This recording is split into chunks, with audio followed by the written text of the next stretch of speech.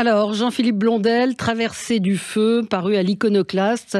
On attend toujours avec impatience les Jean-Philippe Blondel. C'est un auteur qu'on suit, qu'on aime.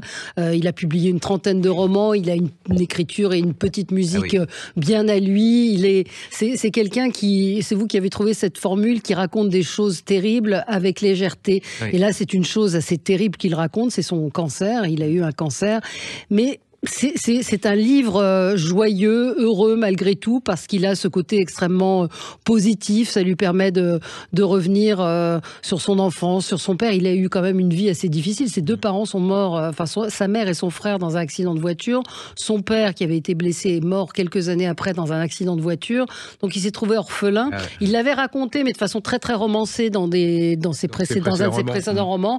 Et là, il raconte ce qui lui tombe dessus et comment il est obligé de se confronter au cancer. Il raconte l'hôpital, mais c'est une manière évidemment bien à lui qu'il a de raconter ça avec les musiques qu'il écoute, avec ses copains d'enfance, avec les gens qui ont été là. Franchement, c'est toujours un plaisir de lire Jean-Philippe Blondel, donc je vous le recommande, Traversée du feu. Et c'est aux éditions l'Iconoclaste. Ça fait partie de ces gens qu'on reconnaît tout de suite quand on les lit. Absolument. Enfin, ils ont quelque chose. C'est pas du CCB 2000 ou c'est pas de la grosse production. C'est pas Mad Max. C'est quelque chose de tout en finesse.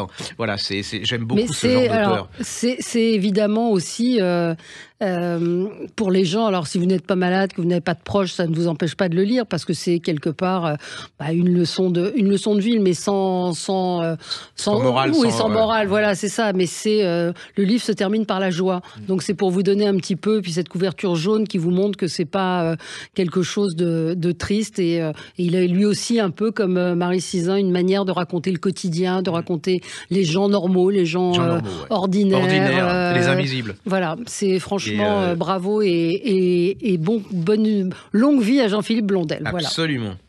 C'est aux éditions l'Iconoclaste.